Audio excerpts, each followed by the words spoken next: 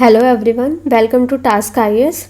We have started Public Civil Services Values and Ethics in Public Administration Unit 6 in last class. We have completed one portion. Today we will continue this unit only, and we have covered status and associated problems of civil services as well as some related important topics like good governance, ethical governance, why ethics is important in administration. These topics we have covered in part 1. Today we will cover next 4 topics. So let's start today's session. Another important fact is that PDF for all lectures, whether of ethics or anthropology, are available in our Telegram channel, and link of that channel is given in description of video.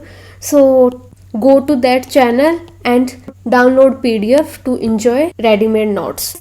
Another thing is, please share these videos so that everyone can get benefits from our inputs. So let's start today's session. Ethical concerns and dilemmas in government and private institutions. So what are ethical concerns and dilemmas? Firstly, we have to discuss these terms. So ethical dilemmas are situations in which there is need to make a choice between two right things. That means whether one will go for Kanyadan ceremony of his daughter, or he would go for disaster management in his district. Whether a mother will stay along with his child, or whether an officer will go for urgent meeting. So these are some of the situations where any officer have to take a decision, and these are very emergency situation for any officer. Now these concerns and these dilemmas. Dilemma is very extreme situation. Concerns are also situations where it becomes difficult for an individual as an officer or as an individual to decide what decision should he take. That means in these concerns and dilemmas there is no wrong or no right. That means if someone choose any of these options, they will be right and no one can question them, but here deciding which one is more right is central point. Now these dilemmas or concerns exist in both public as well as private sphere. So we will discuss each of them separately. Although some values and some dilemmas are common for both spheres, that means in private as well as in government institutions some dilemmas are common. For example, one should focus on personal life or public life. That means he should give some time to his family members or his close ones, or should he devote more time for his professional life. So these dilemmas are common, but there are some different or unique dilemmas and we will discuss them. So ethical dilemmas in public institutions. Firstly, public accountability and administrative secrecy. In public administration, especially at strategic or important post, that means where higher level of decision will be taken, then those authorities and those officers have responsibility to maintain secrecy as well. That means under Officials Secrecy Act, there are certain criteria to maintain secrecy as well. But in today's time, there is focus more on transparency.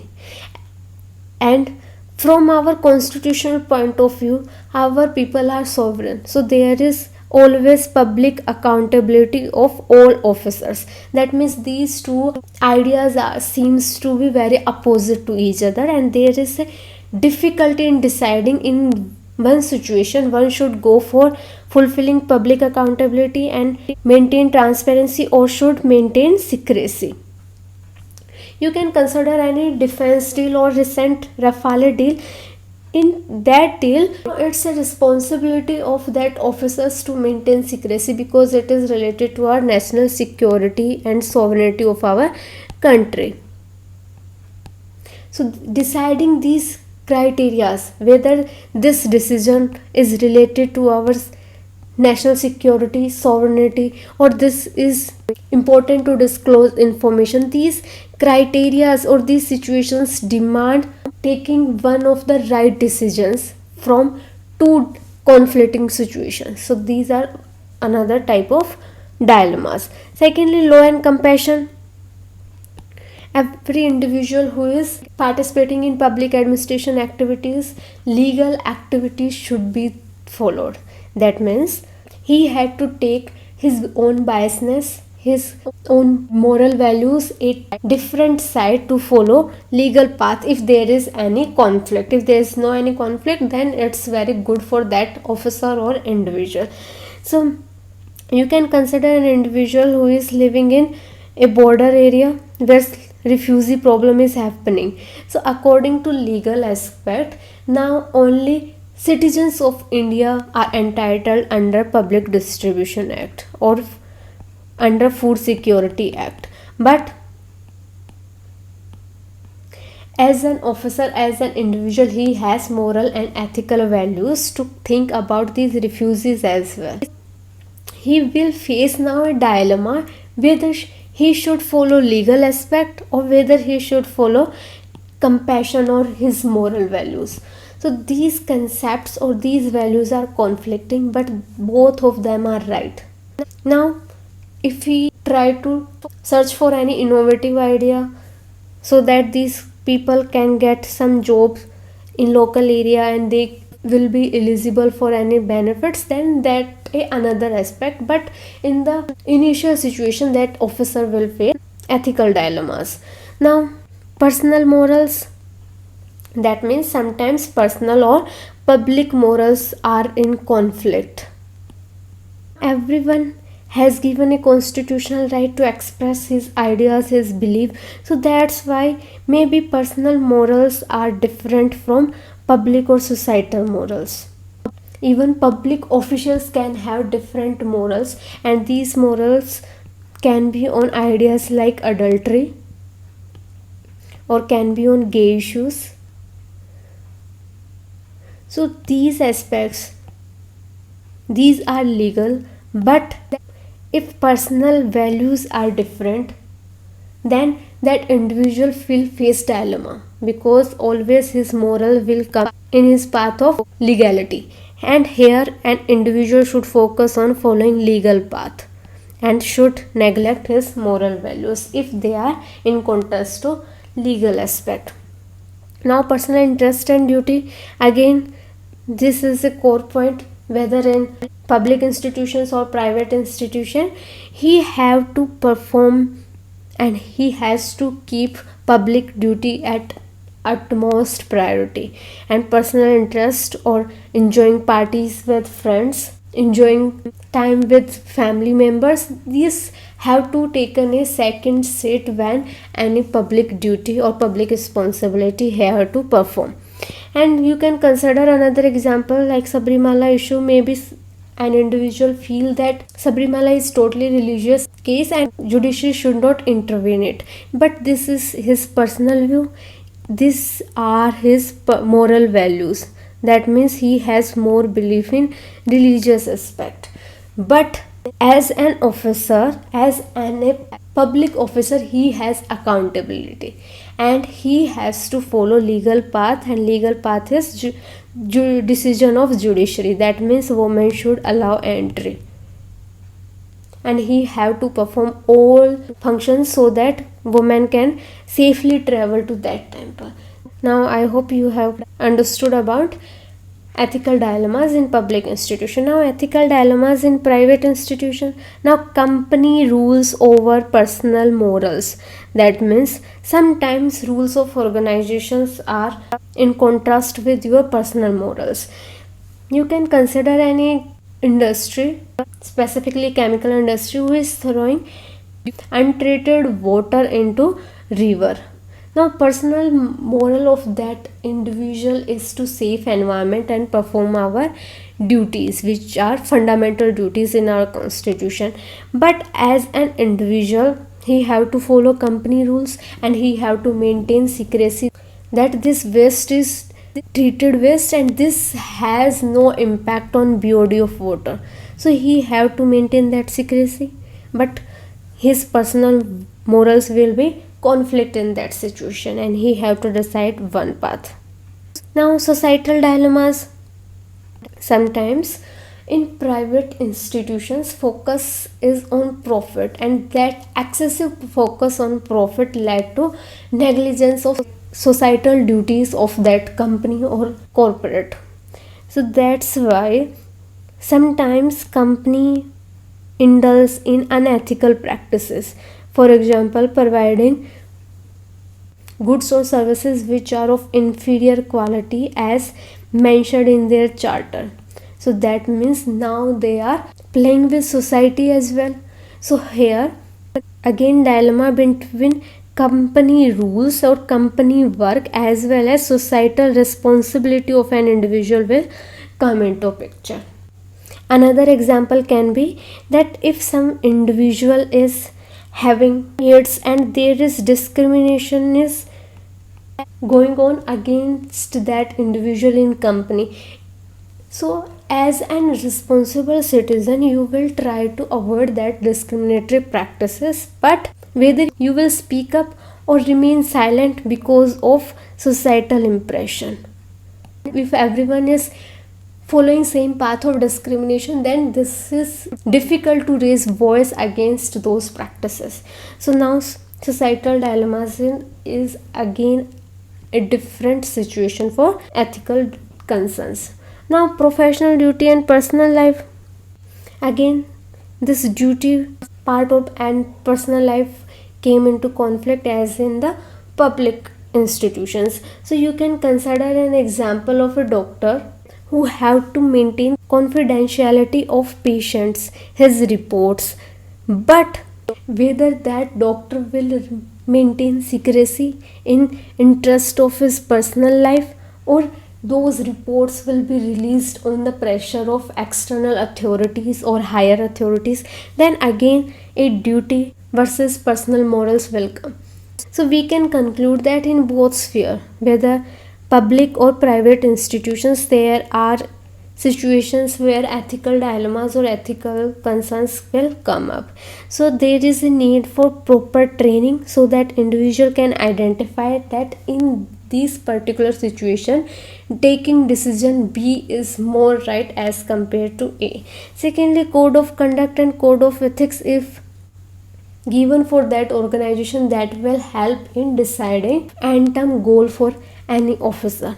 Now emotional intelligence, we have discussed this concept earlier. So emotional intelligence will help what decision an individual should take, and overall that individual should keep in mind the public interest always higher than the personal interest, and if we follow values of integrity, objectivity and honesty in both public as well as private institutions, so then this will ensure a just and ethical conduct of that individual, because you can decide that I will follow these values in every situation, but you can't define every situation.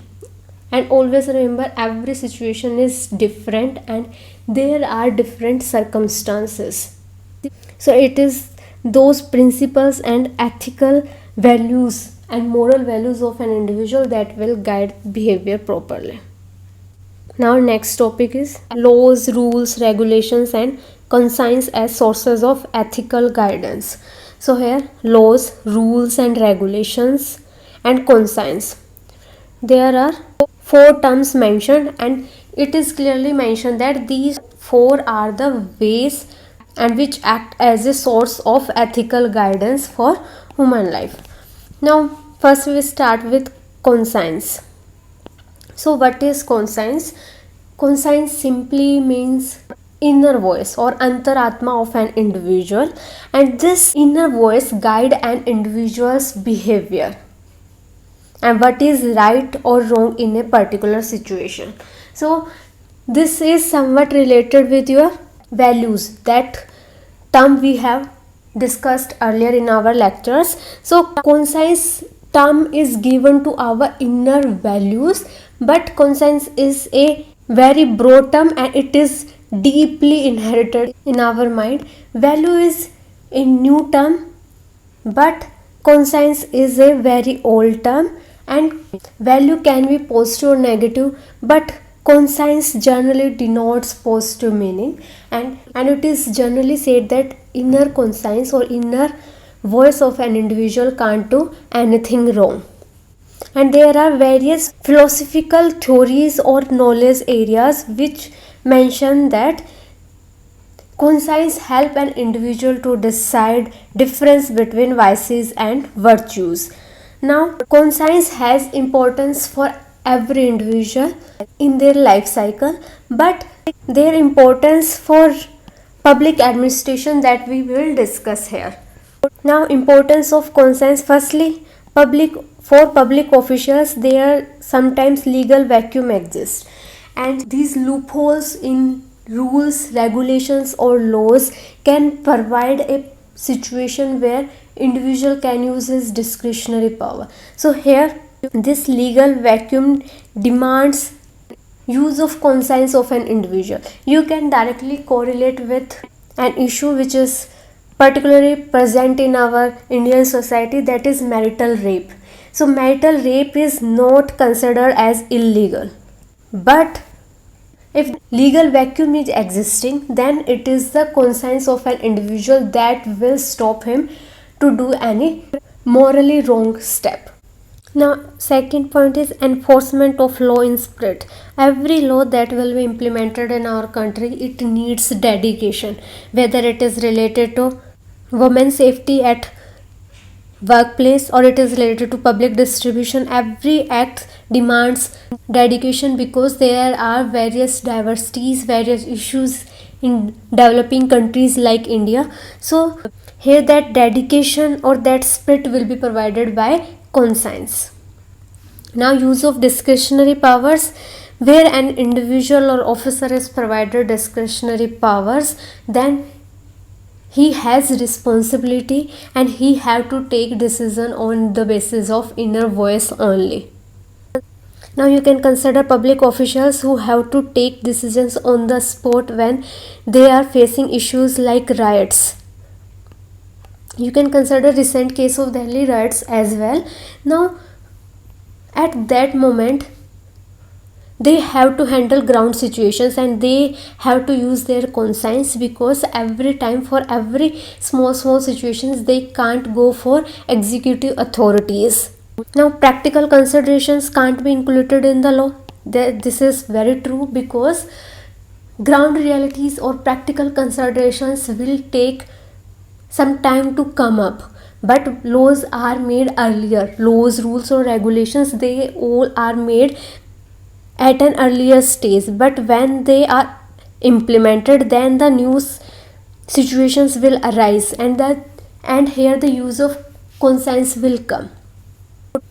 Now, due to importance of conscience as a tool of ethical guidance, Gandhiji have mentioned that we should try to appeal to the conscience of an individual and we should try to improve conscience of sinner. We should not hate sin, but we should try to reform that individual. So his idea was not to punish but to reform an individual, and by the way of appeal to his conscience, whether those persons are masters or colonial rulers, or those persons are jamidars or higher caste people who are following untouchability practices. Gandhi has tried to reform those individuals by appealing to their conscience, and for that, and he sometimes used fasting as a method. Now to clearly mention importance of conscience, we can consider All Indian Service Conduct Rules of 1968 that bars civil servants to take gifts of more than 5,000 value. This provision is to prevent any extra or external influence on the integrity or on the working of the officers. But if an officer accept gift of 4,500 100, but he knows the intention of that gift giver was not good, and that particular individual who is giving gift less than 5,000, he wants to take some favor from that individual. Now here the role of conscience will come. Now if that officer will listen his inner voice or conscience, then that officer will not accept these gifts. So I hope now you have conscience, its definition and its importance in public administration. Now other words are law and rule. Now what is law? Law is an instrument of government, and laws are made to restrict some activities or to prescribe some actions for individuals to perform. That means law provides some restrictions as well as provide some prescriptions or regulations to act in a certain desired way.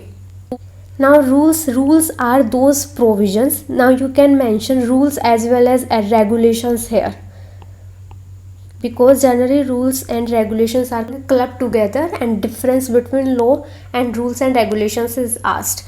Now rules and regulations are those provisions which are needed to implement any law, because law is an outer framework and rules are details. These rules as well as these regulations are detailed provisions, and they help to implement any law at ground situation. And these rules and regulations have to be defined in the outer boundary that is prescribed by law.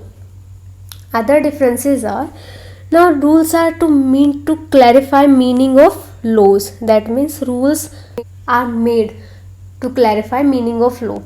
Now consider Citizenship Act of 1955, but some rules are made in 2003. So these rules are to clarify that what Act of 1955 wants to say. And firstly law is laid down, and after that these rules and regulations according to ground situations or practical considerations they are made. Now laws are made by government or legislature, part of government, but rules can be made in our family as well, in any organization, whether that is private organization or government organization. Similar case of regulations, even families have some regulations regarding activities of members. For example, everyone should be present at dining table and no one will be allowed to enter home after 10 pm. So these are some rules or regulations that are made by family as well. That means rules have limited boundary, but laws have more area to operate, and laws are equally applicable in whole country, but rules are specific to some organizations or some social bodies like family. Now rules or regulations of officials, civil services, code of conduct are only applicable to civil servants, but laws are applicable for all individuals whether they belong to any organization or not. So I hope you have now understood meaning of law and difference between law and rules and regulations. Now accountability and ethical governance. Accountability word means answerability. That means any individual who is taking or not taking action, that individual will be responsible for his actions and he will take responsibility for all actions. Now this chapter focus specifically on public accountability, because here we are focusing on accountability in public administration. That means public accountability. So civil servants or holders of public office are accountable for their decisions and actions to the public, and they are answerable to public, and whenever any scrutiny by public or through public bodies will happen, they have to be ready for that scrutiny. So this is public accountability definitions from perspective of civil servants or public servants. Now, but accountability word has a wider meaning and it is used at different places. For example, if we consider accountability in our governance system, then accountability at citizen level, that means our government is accountable to people, because through mechanism of elections politicians become accountable to people. And second is our executive are responsible or accountable to legislators, specifically to Lok Sabha. So these are some of the examples of accountability. Now we are reading about public accountability of civil servants, and their public accountability of civil servants can be studied in various dimensions. Firstly, legal aspect, they should follow rule of law and every action should be in the limits of law. That means they can use their discretion within the limits of law, but action can't be illegal for any public officer or any person who is holding public office. Secondly, policy, they are accountable for policy. That means they have to implement policy in a efficient manner, and they should fulfill expectations of people towards that policy or initiative. For example, if an individual or officer is implementing MZ then he is accountable for efficiency of the buildings that are made under this initiative, as well as he will be accountable for timely delivery of payments to MZ card holders. So this is legal as well as public policy accountability. Now third is democratic accountability. Now sharing information with people, because here we are part of a democratic country and our people are sovereign. Even our constitution has mentioned that people are sovereign. So every individual or every public account holder is accountable to public, and this is their responsibility to disclose information. Of course, there are exceptions regarding national security or sovereignty, but this sharing information and interaction with people is another accountability. Now ethical accountability, that means accountability of an individual with himself, because just we have studied about conscience. If someone is not listening his conscience, then that individual will feel guilt, and that guilt is much more severe and has much negative consequences as compared to any other external punishment. That's why Gandhiji always asked for appeal to conscience, because here guilt factor is much more stronger. So here ethical accountability of an individual with himself. Now term is public accountability and ethical governance. So ethical governance, this term we have used earlier in last class, when higher standards of ethical principles are followed in governance, then that governance is called as ethical governance, and we have considered its example as well. Now we can mention that there is a direct correlation between accountability and ethical governance, because if an officer is accountable, then only he can fulfill all principles of ethical governance. He should be accountable to himself, then only he can use his conscience or principles like empathy, compassion for vulnerable people, and he should follow rule of law and principles of transparency and accountability. That means this public accountability is one of the concept under ethical governance. If this relation is asked, then you have to describe in this way. Now, but there are challenges to public accountability of officers. Here we are discussing public accountability of officers, so I will discuss challenges from that perspective only. So firstly, legal aspect, Article 311. You have to study those provisions.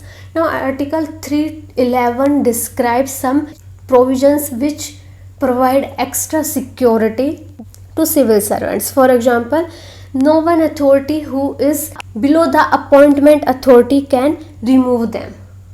That means president appoints civil servants, and any individual who is not below president can't remove them. That means only president has authority to remove them. These type of certain provisions are provided for their security. And when we consider aspect of accountability, then this security aspect create hurdle, because once an individual enters in civil services, he has security of tenure. That means he not feel accountable and he have less motivation to work with dedication. So that's the issue, and this is the legal aspect.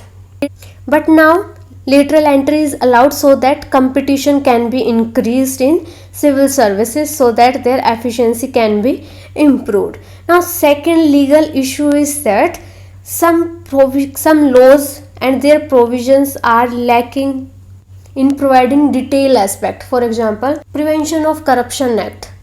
Now a new amendment has happened, but earlier act has no provisions in considering MLA or MP in term public officers or public officials. That means in term public officials, MP or MLA are excluded. A similar case with now as well. So here, according to second ARC, if till that time these lacunas in legal aspects are not fulfilled, accountability can't be ensured. Now procedural issues that hinders accountability. So first procedural issue is hierarchy. That means here is chief secretary, then joint secretary, then other additional secretary, etc. All this hierarchy till district collector, and then SDM at division level, then BDO. So this hierarchy leads to diffusion of responsibilities. So if there is more hierarchy in any organization, then chances of corruption is higher and no one will take responsibility or accountability for their action. So this is another issue. Now time taker to take disciplinary actions. That means if an individual is caught in corruption cases, then also they will take a longer time, because our judiciary is working in that way only. Even our tribunals, they take long time in deciding future decision, and in that interval these officers will have motivation to continue work, and this send a wrong message to officers that they can do whatever illegal thing they can do for personal gratification. Now inadequate monitoring. Now second ARC, that means second Administrative Reform Commission, has raised voice against inadequate monitoring of steps which are taken by an officer by using his discretionary powers. Similarly, if performance appraisal sent by any subordinates or seniors, then there is also no any provision to monitor their reports. So these are another issues. Now biggest issue is politicians, bureaucracy, or business sector or corporate nexus is present. That means politicians are providing better promotions or after retirement benefits to bureaucrats. Bureaucrats are providing good policy decisions as well as biased administrative decisions according to business planning. And similarly, politicians and corporate nexus is happening, and this issue is hampering growth of our country, development of our country. Now permission required from government before initiating any action against civil servants. Even in new amendment of Corruption Act has prescribed that government permission is necessary before taking any disciplinary action. Even prosecution of retired officials can't be taken without government permission. Now strengthening of ethical and moral values in governance. This is last topic for today. So ethical and moral values in governance or our administrative system can be increased in two ways. Firstly, internal mechanism, and secondly, external mechanism.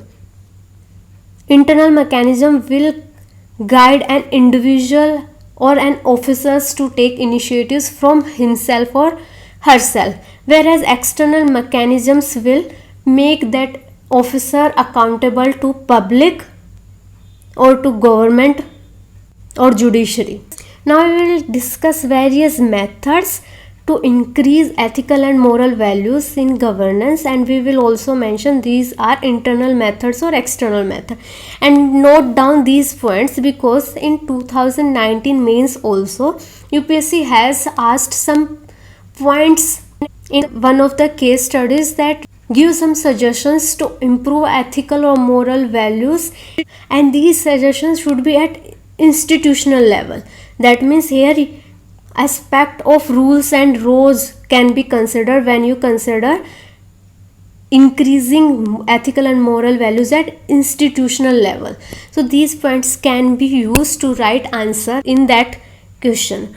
Now at rules or laws point of view, firstly, need of minimized discretion. That means here detailed rules should be there so that maximum situations can be write down and scope of discretion can be minimized. Although this discretion can't be eliminated because newer situation may arise, but if any situation had happened earlier, then it should be coded down or write down in the form of rules. Now accountability and transparency, and in this world where focus is on digitalization, accountability and transparency is must. Now criminal justice system. If our criminal justice system is fast, then that will act as a hindrance to stop criminal activities. And the other issues like nepotism, corruption, money laundering, these issues can be solved. So these are some steps at rules and laws or external factor. Now ethics of public officer, and this is an internal mechanism. Now code of ethics should be established for civil servants, because in present scenario there is only code of conduct. What is difference between code of conduct and code of ethics, I will discuss later. But code of ethics is a outer structure, that means it is a broader view regarding these principles should be followed. But code of conduct is detailed and here focused on describing situations or activities that in particular situation an individual should do these actions. So code of conduct is detailed, whereas code of ethics is outer structure. So code of ethics for civil servants should be established. Now first posting will decide that how an officer will perform in his later life, because as a child, family has an important role in deciding what values he will take. Similarly, first posting will decide how an individual will perform. So first posting should be under an ethical as well as moral officer, so that he can act as a role model for newly recruited civil servants. Now training part. Second ARC has recommended that during training more focus should be on ethical dilemmas or imbibing ethical values as well as improving emotional intelligence of civil servants. We have discussed these words earlier. Now practice gratitude. So if an individual or officer have gratitude, then he will not ask that why he will sacrifice his sleep to distribute essential services during disaster in any area. So he should be thankful to everyone, to every situation, and this will also make him personally happy. And if an individual is cheerful, happy, then of course his efficiencies will be higher at workplace. Now meditation. This meditation part is much more important in today's scenario, because now personal issues are rising, now external pressure or stress is rising. So this meditation will help you, an officer, in handling public pressure, in handling political pressure, as well as handling family or personal issues. Now policy part, that is external medium to improve ethical and moral values. So second ARC has suggested that rules or policy, you can merge this with part 1. Now these rules or regulations should focus on increasing e-governance, focus more on reward as compared to punishment, especially if an officer is treating his subordinates with motivation, then those subordinates will have an extra motivation to work for public. Now, performance appraisal, these reports should be made by independent body and they should consider 360 view. That means here views of subordinates, views of seniors, all should be included. Even views of local citizens should also be included. Now, business process reengineering, that means how work or business in an organization is performed, that should be reorganized or re-engineered. That means now focus should be on digitalization, increasing transparency, treating all subordinates or all colleagues with equality, whether they are of different sex, different caste, different race. So these are some of the other means to improve ethical and moral values. Now, improving work culture.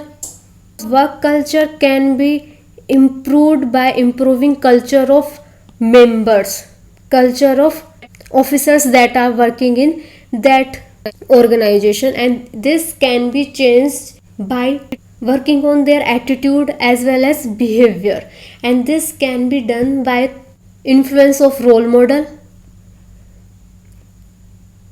or by describing clear guidelines or strict implementation of law. So these are some of the methods to improve work culture, and you will be surprised to know that even in present scenario there are issues like if female officer is higher in authority, then the male subordinate will not listen about her orders. There are issues that if an lower caste higher official is at higher authority, then higher caste people will not listen about his orders. So these work culture should be improved by strict implementation of laws.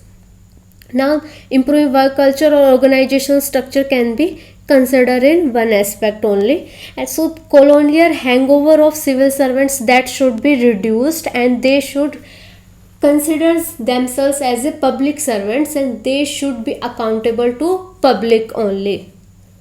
Now, overall main important factor is socialization. If we improve socialization from our society itself, then automatically individuals who will come from society as civil servants, these civil servants will have good moral or ethical values.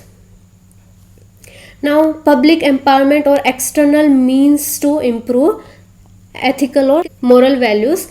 So firstly, grievance redressal. So if any individual or citizen is not getting services on time in efficient manner, then there should be proper grievance redressal mechanism, and officer who is not providing those services, he should be accountable for his action or his inaction. Now, citizen-centric administration, this is a term which includes other aspects like grievance redressal mechanism, sharing information or right to information act, its strict implementation. Now, role of media or civil society, they should be act as a bridge between government as well as citizen. So here role of civil servants is that information should be provided to media or civil servants so that people can be aware about government steps, they can take benefit of government schemes, because if someone is not aware about MGNREGA scheme, how he can take benefits. Now, continuous feedback from citizens or service takers will be helpful in improving service quality as well as in motivating those individuals who are working for that particular service. So this is another step to work in two ways.